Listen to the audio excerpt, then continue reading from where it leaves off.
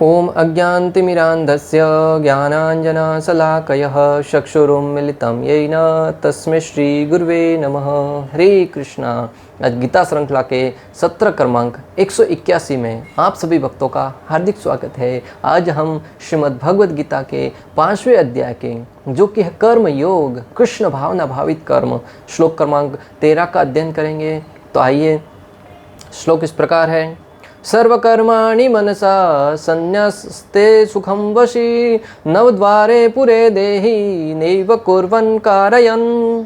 अर्थात भगवान श्री कृष्ण कहते हैं कि जब देहधारी जीवात्मा अपनी प्रकृति को वश में कर लेता है और मन से समस्त कर्मों का परित्याग कर देता है, तब वह 9 द्वार वाले नगर भौतिक शरीर में बिना कुछ किए कराए सुखपूर्वक रह सकता है। पिछले श्लोक में भगवान श्री कृष्ण ने जब एक भक्त की गति के बारे में बताया कि भक्त है वो कृष्ण भावनामृत में लगे रहकर किस प्रकार सुख और शांति को प्राप्त करता है, उस श्लोक को सुनकर अर्जुन के मन में जिज्ञासा उत्पन्न हुई। क्या जिज्ञासा उत्पन्न हुई कि भगवान आप भक्ति के बारे में तो बता रहे हैं कि जो भक्ति कार्य में लगा रहेगा वह सुख शांति प्राप्त करेगा, परंतु जो व्यक्ति कर्म संन्यास में लगा हुआ है, अपने कर्मों को त्याग कर साधना में लगा हुआ है, तपस्या में लगा हुआ है, उसकी क्या गति होगी? क्योंकि हम देखते हैं हर एक व्यक्ति तो भक्त नहीं बनता, सब लोग अपनी अपनी वृत्ति के अनुसार, अनेक मार्गदर्शन के अनुसार अलग अलग कार्यों में लगे रहते हैं। तो उनकी क्या गति होगी जो कर्म संन्यास में लगे हुए हैं? उसका उत्तर देते हुए भगवान यहाँ पर कहते हैं कि जो व्यक्ति कर्म संन्यास में लगा हुआ है, जो अपने इंद्रियों को वश में करके, अपने मन के द्वारा समस्त इंद्रियों को वश में करके समस्त कर्मों को त्याग कर, इस 9 द्वार वाला जो शरीर है ना, शरीर के अंदर 9 द्वार हैं, 2 आंख, 2 नथुने, 2 कान, 1 मुख, 1 जन्नांग और 1 उपस्थ।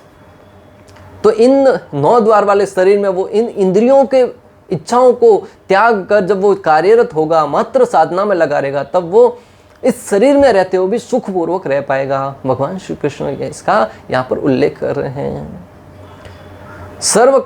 सर्व कर्माणि मनसा संन्यस्तस्ते, अर्थात मन से समस्त कर्मों का परित्याग करना।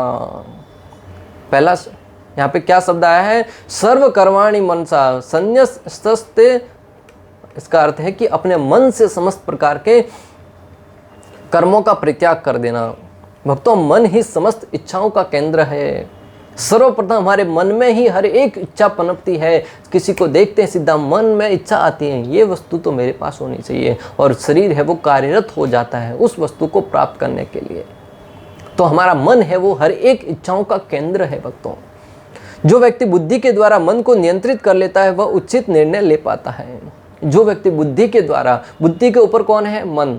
पहले हम पढ़ चुके हैं, जो हमारी इंद्रियां हैं वो घोड़े हैं रथ में लगे हुए, मन है वो उसकी लगाम है और बुद्धि है वो सारथी है। तो जो बुद्धि के द्वारा उस मन को नियंत्रित करता है वह तो उचित निर्णय ले पाता है, वरना अगर कोई मन के वश में आकर कोई कार्य करता है तो वो फिर उसके अधोगति का कारण बनता है। भक्तों, मन की शक्ति का वर्णन पहले हम पढ़ चुके हैं और आगे भी आने वाले श्लोकों में भगवान श्री कृष्ण अर्जुन को बताएंगे। तब अर्जुन प्रश्न करेगा। 6.34 में अर्जुन भगवान श्री कृष्ण से कहता है, संचलम ही मन कृष्ण प्रमाथि बलवत् दृढ़म तस्य अहम निग्रमन्ये वायुरेव शुरुस्कुरम। हे कृष्ण, मन की शक्ति है वो बहुत ही अगाध है। मैं अपनी शक्ति से, मैं अपने सामर्थ्य से एक बार वायु को भी वश में कर सकता हूँ, परंतु मन को वश में करना मुश्किल ही नहीं, बहुत ही नामुमकिन है। मन इतना बलवान तथा दुराग्रही है कि कभी कभी यह बुद्धि का उल्लंघन कर देता है। हालांकि बुद्धि के द्वारा मन नियंत्रित होता है, परंतु मन है वो इतना संचल और दुराग्रही है, अपने मालिक का आदेश का पालन नहीं करता है। कभी कभी आप इस जगत में भी देखिए ना भक्तों, मालिक की हर एक बात को जो नौकर है उसको मानना चाहिए, परंतु वो कभी कभी अपने मालिक के जो आदेश है उसका भी उल्लंघन कर देता है। इसी प्रकार मन है वो अपने मालिक कौन है? बुद्धि, बुद्धि के आदेश का पालन नहीं करता है। यद्यपि उसे बुद्धि के अधीन माना जाता है, यद्यपि उसे बुद्धि के अधीन माना जाता है, परंतु वो बुद्धि के आदेश का पालन नहीं करता है। कठोपनिषद 1.3.3 और 4 में वर्णन आता है, आत्मानं रथिनं विद्धिं शरीरं रथम एव च बुद्धि तु सारथि विद्ये मनः प्रहमेव च इंद्रियाणि हयानुहिर्वंस्तु तेषु गोचरान् आत्मेन्द्रियम नो युक्ता भक्तिर्हर्मनिर्षणः। प्रत्येक व्यक्ति इस भौतिक शरीर रूपी रथ पर आरूढ़ है और बुद्धि इसका सारथी है। प्रत्येक व्यक्ति इस भौतिक रूपी शरीर रूपी रथ पर आरूढ़ है और बुद्धि है वो उसका सारथी है, मन लगाम है और इंद्रियां घोड़े हैं। इस प्रकार मन तथा इंद्रियों की संगति से यह आत्मा सुख या दुख का भोक्ता है, ऐसा बड़े बड़े चिंतकों का कहना है। यहाँ पे पहले जो हम पढ़ चुके हैं उसका इस श्लोक में यहाँ पर कठोपनिषद में भी इसका उल्लेख आया है कि किस प्रकार हम है वो उस रथ के ऊपर बैठने वाले साक्षी हैं, रथ पर बैठने वाले आरूढ़ व्यक्ति हैं और जो हमारी बुद्धि है वो उसका सारथी है, मन है वो लगाम है और इंद्रियां है वो घोड़े हैं। यद्यपि बुद्धि को मन का नियंत्रण करना चाहिए, किंतु मन इतना प्रबल तथा हठी है कि इसे अपनी बुद्धि से भी जीत पाना कठिन हो जाता है। हालांकि बुद्धि है उसका कार्य है मन को नियंत्रित करना, बुद्धि का कार्य है मन को वश में रखना, परंतु कभी मन इतना हठीला और इतना आसक्तिवान है कि वो कभी कभी मन की बात को नहीं मानता है, कभी कभी बुद्धि की बात को उल्लंघन कर लेता है। जिस प्रकार हम दवाई किस लिए लेते हैं? बीमारी को ठीक करने के लिए, परंतु कोई कोई बीमारियां इतनी गंभीर होती हैं, इतनी बढ़ चुकी होती है कि वो दवाइयों का आदेश का पालन नहीं करते, उस दवाई का उस पर कोई असर नहीं पड़ता, दवाई से ठीक नहीं होती। आज हम देख भी रहे हैं कि कैंसर जैसी भयंकर बीमारियां हैं, उसके लिए कोई दवाई नहीं बनी। पेन किलर लेते जाते हैं, कुछ समय के उपरांत पेन किलर भी उनके ऊपर कार्य करना बंद कर देती है। भक्तों, हमारा भौतिक साइंस वो इतना प्रगति कर चुका है, लोग कहते हैं कि भौतिक साइंस बहुत प्रगति कर चुका है, परंतु दुर्भाग्य तो देखिए कैंसर जैसी बीमारियों के ऊपर भी विजय प्राप्त नहीं कर पा रहे हैं। आज के वैज्ञानिक है वो मृत्यु के ऊपर विजय प्राप्त करने के लिए अनेक प्रयोग कर रहे हैं, परंतु उन मूर्खों को कौन समझाए कि इन कुछ बीमारियां हैं, उनके ऊपर तो कुछ की दवाई तो पहले निकाल लो। आज भी आयुर्वेद के ऊपर लोग निर्भर हो रहे हैं। कैंसर जैसी बीमारियों के लिए गोमूत्र है, गो अर्क है, पंचगव्य है, इन गायों से बनी हुई अनेक गाय के पदार्थों से बनी हुई अनेक वस्तुओं का प्रयोग करके कुछ समय के लिए जिंदा रहने का प्रयास करते हैं, परंतु इस भौतिक साइंस के पास ऐसी कोई दवाई नहीं आई जो कैंसर जैसी बीमारियों को समाप्त कर सके। अरे इस जगत की जो भौतिक जगत की साइंस है, उन्होंने तो जो दवाई निर्माण करी है, उस अगर किसी बीमारी को ठीक करने के लिए हम उसका सेवन भी करें ना, हो सकता है एक बीमारी को ठीक करें, परंतु उससे दो बीमारी और उत्पन्न हो जाती है। इसलिए आज का व्यक्ति कहते हैं कि हम तरक्की कर रहे हैं, परंतु तरक्की के नाम पर मात्र अधोगति की तरफ ही बढ़ रहे हैं। हमें अपनी वास्तविक स्थिति को जानकर कि क्या हम तरक्की के रास्ते पर हैं, फिर आध्यात्मिकता का सहारा लेकर अपने मन को शांति में बनाने के लिए प्रयासरत होना चाहिए। देहधारी जीवात्मा 9 द्वार वाले नगर में वास करता है। जो देहधारी जीवात्मा है वो 9 द्वार वाले शरीर में निवास करता है। 9 द्वार वाला शरीर कौन सा है? ये हमारा शरीर है। कोई भी व्यक्ति किसी गांव में रहता है, उसमें बड़े बड़े द्वार लगे होते हैं। जी हमें भारत का इंडिया गेट क्या है? इंडिया गेट ये मुख्य है, जिसके अंदर से विशेष रूप से गेट का अर्थ है कि जिस स्थान से हम अंदर प्रवेश करें उसे द्वार कहते हैं, उसे गेट कहते हैं। तो ये जो हमारे अंदर रहने वाली आत्मा है वो इंद्रिय भोग के द्वारा अनेक प्रकार की वस्तुओं को हम इस शरीर की आपूर्ति के लिए इन 9 द्वारों के द्वारा इंद्रिय भोग करते हैं। आंखों के द्वारा अच्छी वस्तु देखने के लिए चाहिए, कानों के द्वारा अच्छे संगीत सुनने के लिए चाहिए, मुख के द्वारा स्वादिष्ट भोजन करने के लिए चाहिए, जन्नेंद्रियों के द्वारा इंद्रिय भोग करने के लिए चाहिए।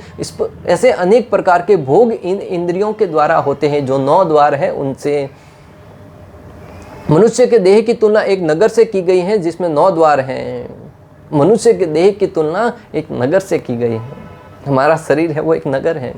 जिस प्रकार हम एक बड़ा सा नगर है, उसमें हम जीव है वो कितने छोटे हैं, उसी प्रकार जो हमारा विशाल नगर है शरीर रूपी, उसमें आत्मा है वो कितना छोटा सा है। पहले हम पढ़ चुके हैं कि आत्मा है वो बाल के अग्र भाग के कई गुना 100वें भाग के भी 100वें भाग के छोटे से अणु के बराबर है आत्मा की साइज भक्तों। तो आत्मा का स्थान इस शरीर में नगर में रहने वाले एक जीव के भांति है।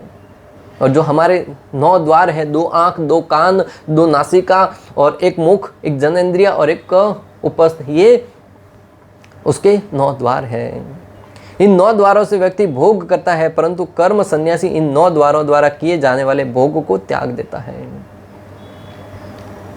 अक्सर हम इन 9 द्वारों के द्वारा इंद्रिय भोग करते हैं, परंतु जो कर्म सन्यासी है वो इन 9 द्वार से भोगने वाले समस्त प्रकार के भोगों को त्याग कर उनसे विरक्त होकर भगवत सेवा में लगते हैं, भगवान के ध्यान में लग जाते हैं। सेवा में नहीं, सेवा में तो भक्त लगते हैं। जो कर्म सन्यासी वो समस्त प्रकार के कर्मों का त्याग करके पूर्ण विरक्त होकर भगवान की ध्यान में लग जाते हैं। कर्म सन्यासी इस देह से अपनी पहचान नहीं करता, इसलिए इंद्रियों द्वारा भोग करने की चेष्टा भी नहीं करता। जो कर्म सन्यासी वो इस देह से अपनी पहचान नहीं करता, अपने वास्तविक है तो वो अपने आप को क्या मानता है? आत्मा मानता है। और आत्मा का पोषण क्या है? हरि नाम, हरे कृष्णा कृष्ण कृष्ण हरे हरे, हरे राम राम राम हरे हरे। आज हम इस शरीर को हम अपना मान लेते हैं, इसलिए शरीर को संतुष्ट रखने के लिए, शरीर को तुष्ट रखने के लिए अनेक प्रकार के व्यंजन खाते हैं, बड़े बड़े जिम में जाकर, अखाड़ा में जाकर बॉडी बिल्डिंग करते हैं ताकि शरीर स्वस्थ बना रहे। और शरीर स्वस्थ बना रहेगा तो और इंद्रिय भोग कर पाएंगे, और इंद्रिय भोग करने के लिए अच्छा शरीर, सुडौल शरीर चाहिए, और ज़्यादा खाने के लिए अच्छा सुदृढ़ शरीर चाहिए। अगर कोई बीमार है, डॉक्टर अनेक प्रकार की वस्तुएं खाने से मना कर देता है, उस अवस्था में क्या भोग कर पाएंगे? अगर कोई व्यक्ति का शरीर है वो जीर्णहीन होता जा रहा है, उस अवस्था में क्या वो भोग कर पाएगा? अगर अच्छा स्वास्थ्य नहीं है, अच्छी बॉडी नहीं है, तो जो वस्त्र पहनेंगे वो भी अच्छे नहीं दिखेंगे। इसलिए अच्छी बॉडी होनी चाहिए, तो उस अवस्था में हमें वस्त्र भी अच्छे दिखें, शरीर के हेयर स्टाइल अच्छी होनी चाहिए, कान में अच्छे से कमंडल होने चाहिए, अनेक प्रकार के हाथ में घड़ी होनी चाहिए, अच्छा सा वस्त्र पहनने चाहिए। उस अवस्था में उसको लोग जब प्रशंसा करेंगे तब उसको अच्छी आनंद की अनुभूति होगी। भले कोई व्यक्ति अच्छा नहीं भी दिख रहा है, उसको कोई व्यक्ति कह दे बहुत बड़े अच्छे लग रहे हो, अंदर ही अंदर लड्डू फूटने लगते हैं भक्तों। परंतु जो कर्म सन्यासी है वो अपने आप को ये शरीर नहीं मानते, वो आत्मा मानते हैं, क्योंकि उन्हें ज्ञान हो चुका है कि वो शरीर नहीं, वो आत्मा है। और जो आत्मा के स्तर पर जाकर कार्य करते हैं, उस अवस्था में वो सोचते हैं कि शरीर के लिए कार्य करना निरर्थक होगा। मात्र उनकी आवश्यकता के लिए अगर कुछ खाने के लिए चाहिए, शरीर को स्वस्थ बनाए रखने के लिए, तो खाते हैं, परंतु उनकी चेष्टा नहीं करते हैं। इस प्रकार वह 9 द्वार वाले नगर में भौतिक शरीर में बिना कुछ किए कराए सुखपूर्वक रह सकता है। भगवान कहते हैं कि इस प्रकार वो इस 9 द्वार वाले शरीर में बिना कुछ किए कराए ही सुखपूर्वक रह सकता है। आज हमें जिंदा रहने के लिए अनेक प्रयास करने पड़ते हैं। क्यों? इंद्रिय भोग करना है, समाज में बड़ा नाम करना है, बड़ा घर खरीदना है, बड़ी गाड़ियां खरीदनी है, बड़ा ऐश्वर्य प्राप्त करना है, बड़ा धन प्राप्त करके शरीर को सुदृढ़ बनाना है, ऐसे अनेक लोगों के सामने प्रशंसा प्राप्त करनी है। क्यों? है फलाना व्यक्ति हूँ, मेरा नाम समाज में होना चाहिए।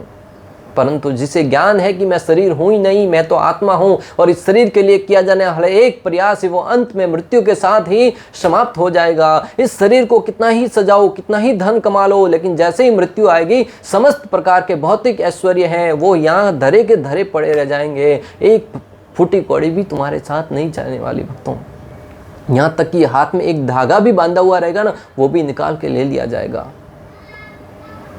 मृत्यु के समय व्यक्ति जिस अवस्था में आया था, नग्न आए थे और नग्न ही जाते हैं। एक भी फूटी कौड़ी साथ में नहीं लेके जाने दी जाती भक्तों। फिर जीवन में क्यों इतना मेहनत की जाए, क्यों इतना प्रयास की जाए? हाँ, धन कमाइए, रुपया पैसा कमाइए, परंतु उसका प्रयोग है वो धार्मिक स्थलों में कीजिए, भक्ति सेवा में कीजिए, तब उसका स्वार्थता सिद्ध होगी। अक्सर लोगों के वो गुजराती हैं, राजस्थानी है, उनको कहते हैं वो तो बड़े कंजूस हैं, धन का प्रयोग है वो नहीं करते हैं, परंतु वास्तविक मायने में वही धन का सदुपयोग करते हैं भक्तों।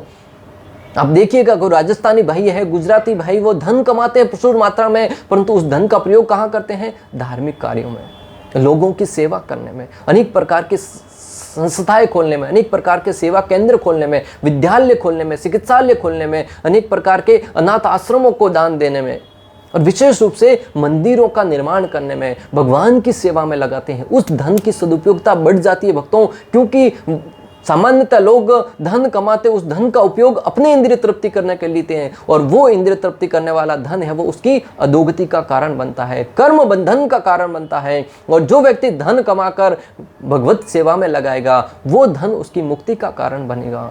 इसलिए वास्तव में कंजूस कौन है? जो व्यक्ति अपने इंद्रिय तृप्ति के लिए धन कमाते हैं। जो राजस्थानी है, गुजराती है, जो भगवत सेवा में धन लगाते हैं, वो कंजूस नहीं है, वो तो सबसे बड़े दानी है भक्तों। आप देखिएगा अभी राम मंदिर के लिए जो चंदा इकट्ठा हुआ, राम भगवान के लिए मंदिर का निर्माण करने के लिए जो धन इकट्ठा हुआ, उसमें सबसे अव्वल है राजस्थान।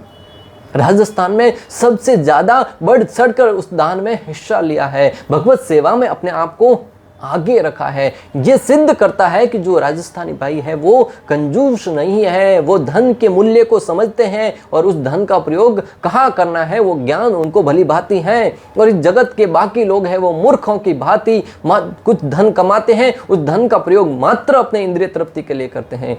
भले वो नशा करने में हो, जुआ खेलने में हो, मांसाहार करने में हो, परस्त्री संग करने में हो, हर एक प्रकार के गलत कार्य में लगता है। और दूसरी तरफ जो राजस्थानी भाई हैं, गुजराती भाई हैं, शुद्ध सत्व जीवन यापन करते हैं, न तो किसी प्रकार का नशा करते हैं, न जुआ खेलते हैं, न मांसाहार करते हैं, न परस्त्री संग करते हैं।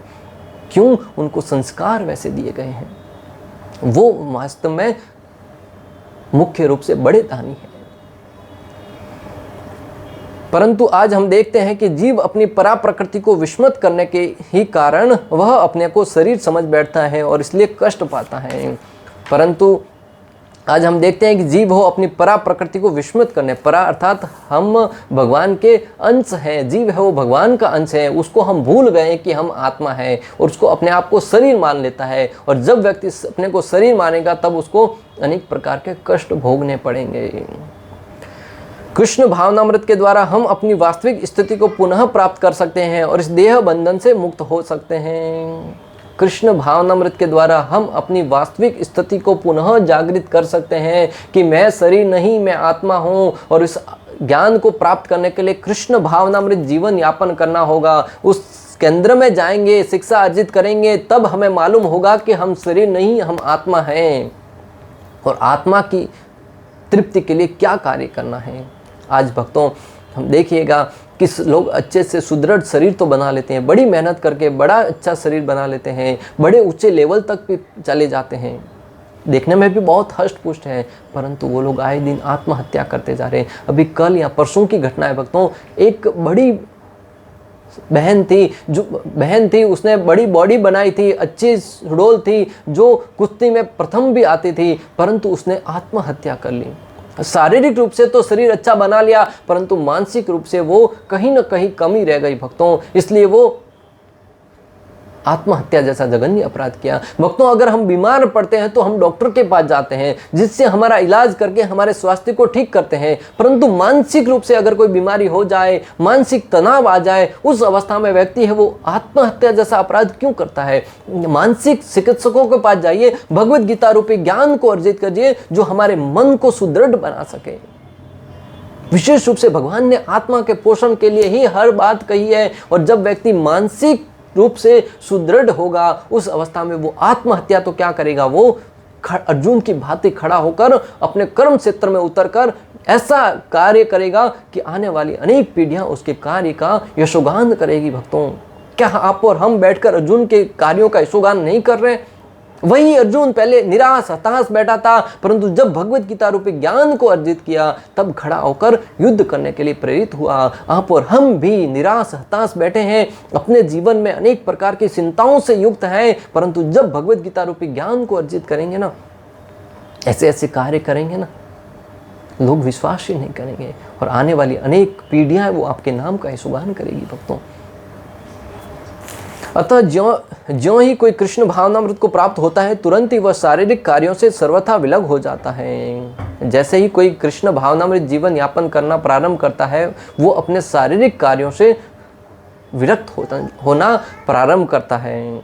ऐसे संयमित जीवन में जिसमें उसकी कार्य प्रणाली में परिवर्तन आ जाता है और फिर वह 9 द्वार वाले नगर में सुखपूर्वक निवास करता है। जब कृष्ण भावनामृत जीवन यापन करना प्रारंभ करता है, उस अवस्था में उसके जीवन शैली में परिवर्तन आने लगता है और वो उस अवस्था में इस 9 द्वार वाले शरीर में रहकर भी इससे विरक्त हो जाता है और परम सुख पूर्वक रह पाता है। 9 द्वार वाली पूरी देही हंसों नवद्वारे पुरे देहि हंसो लेलायते वही वशी सर्वस्य लोकस्य स्थावरस्य सरस्य स। जीव के शरीर के भीतर वास करने वाले भगवान ब्रह्मांड के समस्त जीवों के नियंता हैं। इस 9 द्वार वाले शरीर में निवास करने वाले परमात्मा है, भगवान है, वो समस्त जीवों के नियंता है। हमारे शरीर के अंदर भगवान श्री हरि है, वो परमात्मा रूप में निवास करते हैं। वो संपूर्ण सृष्टि के एकमात्र मालिक हैं। भोक्तारम यज्ञ तपसाम सर्वलोक महाईश्वरम सुहद्यम सर्वभूतानाम ज्ञात्वामाम शांतिम स्थिति। जो ये जान लेता है कि भगवान ही परम भोक्ता है, वही हर एक वस्तु के स्वामी हैं, वह व्यक्ति शांति प्राप्त करता है। बद्ध अवस्था में जीव अपने आप को शरीर मानता है, किंतु जब वह अपनी पहचान अपने अंतर के भगवान से करता है तो वह शरीर में रहते हुए भी भगवान की भांति मुक्त हो जाता है। जब हम अपनी पहचान इस शरीर से करने लगते हैं तब हम बद्ध अवस्था में रहते हैं। भक्तों, मान लीजिए अपने मान लिया मैं शरीर हूँ और शरीर से संबंधित हर एक कार्य करने लगेंगे। किसी व्यक्ति ने गाड़ी खरीदा, बड़ी महंगी गाड़ी खरीदी है, गाड़ी खरीद के लेके आया, उसके ऊपर किसी ने पेन से स्क्रैच कर दिया, क्या होगा उस अवस्था में? अरे मेरी गाड़ी को स्क्रैच कर दिया, अरे मेरी गाड़ी को तुमने खराब कर दिया। क्यों गाड़ी को स्क्रैच करने पर दुख हुआ? गाड़ी मेरी है, मैंने इस शरीर से धन कमाकर उस गाड़ी को खरीदा था और उस अवस्था में गाड़ी को स्क्रैच आएगा, कष्ट मुझे होगा। और जब व्यक्ति सोचेगा मैं तो आत्मा हूं, गाड़ी मात्र ली थी उपयोग के लिए, स्क्रैच आ गया तो ठीक है, ठीक करवा देंगे, नहीं हुई तो भी कोई बात नहीं, इस आत्मा को तो कोई स्क्रैच नहीं आया, आत्मा की तो अधोगति नहीं हो रही है, मैं अनेक प्रकार के गलत कार्यों में तो नहीं लगा हुआ हूं, उस अवस्था में व्यक्ति दुखी उस स्क्रैच होने पर नहीं होगा। जब हम इस भौतिक देह से अपनी पहचान कर लेते हैं और देह से संबंधित हर एक रिश्तों को अपना मान बैठते हैं, उस अवस्था में जब रिश्तों को कुछ खरोश आती है, रिश्तों को कुछ दाग लगते हैं, उस अवस्था में हम दुखी हो जाते हैं, हताश हो जाते हैं और आत्महत्या करने के लिए प्रेरित होते हैं। ये मेरी पत्नी है, ये मेरे भाई है, ये मेरे पुत्र है, ये मेरा परिवार है, और ये सब जब हमसे अलग होने लगते हैं, विलग कर दिए जाते हैं, तब व्यक्ति दुख हो जाता है। मेरे पिताजी की मृत्यु कैसे हो गई, मैं उनके बिना कैसे रह पाऊंगा, मेरी पत्नी मुझे छोड़ के चली गई, मैं उनके बिना कैसे रह पाऊंगा। अरे तब भी तो जी रहा था, जब शादी नहीं हुई थी तब भी तो जी रहा था कि नहीं जी रहा था, तो चली गई तो कोई बात नहीं, दूसरी आ जाएगी, क्या फर्क पड़ता है। नहीं, हम तो एक दूसरे के लिए ही बने, 7 जन्मों तक साथ रहेंगे। सही बात है उनकी। भगवान श्री कृष्ण का भगवान कहते हैं कि अंत मति सो गति, अंत समय जैसी मति रहेगी वैसी ही हमारी गति होगी। और व्यक्ति की मति है वो अपनी पत्नी में ही लगी रहती है, देहात्म बुद्धि में ही लगी रहती है। और जो एक दूसरे का स्मरण करते हुए मरते हैं, अगले जन्म में भी साथ साथ पैदा होते हैं, भले मनुष्य शरीर में हो, पशु शरीर में हो या किसी और योनि में हो, और फिर एक दूसरे से बंधेंगे, फिर वही आहार निद्रा भय मैथुन में लगे रहेंगे, अंत में वापस वही मति से मरेंगे, 7 जन्मों तक लगे ही रहेंगे।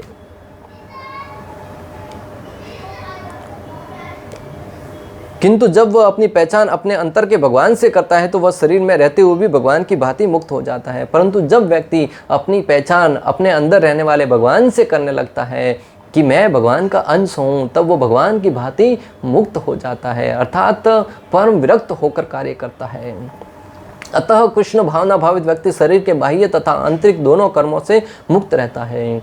अतः जो कृष्ण भावना भावित व्यक्ति है वो शरीर के दोनों कार्य, चाहे आंतरिक हो बाह्य हो, दोनों कार्यों से विरक्त रहता है। भगवान यहाँ पर बता रहे हैं कि जो आत्मज्ञानी व्यक्ति है वह बाह्य भोग के लिए इंद्रियों द्वारा कार्य नहीं करता। भगवान यहाँ पर बताना चाह रहे हैं कि जो ज्ञानी व्यक्ति है वो व्यक्ति अपने इंद्रियों तृप्ति के लिए कार्य में नहीं लगता है। जो सामान्य अज्ञानी व्यक्ति है भोग के लिए हर एक इंद्रियों को उपयोग में लाता है।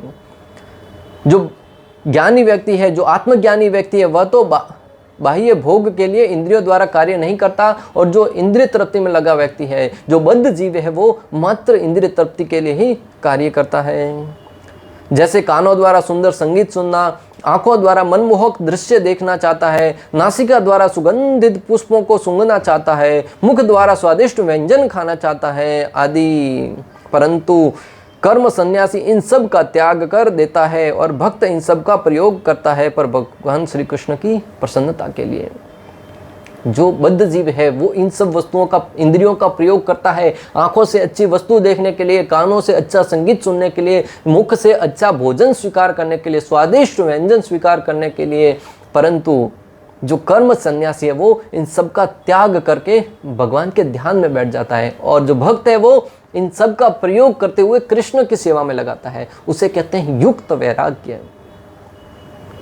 कर्म सन्यासी वो सब प्रकार के भोगों को त्याग देता है, और जो बद्ध जीव है वो भोगों को अपनाता है, और कृष्ण भक्त है वो हर एक इंद्रियों को भगवान की सेवा में लगाता है। अगर कुछ खाता है तो भगवान को अर्पण किया हुआ प्रसाद स्वीकार करता है, कुछ सुनता है तो कृष्ण का कीर्तन सुनता है, कृष्ण की कथाओं को सुनता है, कुछ देखता है तो भगवान के श्री विग्रहों का दर्शन करता है, भगवान के भक्तों का दर्शन करता है, भगवान के धाम का दर्शन करता है।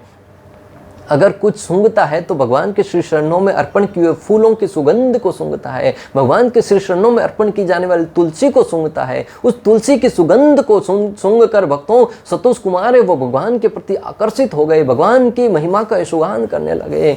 तो भक्त है वो हर एक कार्य करता, भले पैसों का भी उपयोग करेगा भगवत सेवा में, भगवान का मंदिर बनाने में, ऐसे अनेक प्रकार के कार्य करता है मात्र भगवान सेवा में लगाने के लिए। इस प्रकार जो भक्त है, भक्ति की स्थिति है वही सर्वश्रेष्ठ है भक्तों। क्यों? इसलिए नहीं कि हम कर रहे हैं, बल्कि इसलिए उसको सुखपूर्वक और शांति से संपन्न किया जा सकता है। आप इस जगत में रहकर अगर हर एक वस्तु का त्याग कर देंगे, क्या जिंदा रह पाएंगे? क्या हमारी अवस्था है कि हम कलयुग में रहकर इन सब वस्तुओं का त्याग करके जीवित रह पाएं? नहीं रह पाएंगे। तो ये कर्म संन्यास है वो व्यवहारिक रूप से कलयुग में इतना कार्य व्यवहारिक जीवन में नहीं कर पाएंगे, और जो बद्ध जीव है वो तो हमेशा दुखी रहते ही हैं। तो इन दोनों से ऊपर उठते हुए भक्ति में लगकर युक्त वैराग्य से युक्त होकर वस्तुओं का प्रयोग करो, परंतु भगवान की सेवा में भगवान को अर्पण करके फिर स्वीकार करो। उस अवस्था में आपको कर्म बंधन नहीं लगेगा।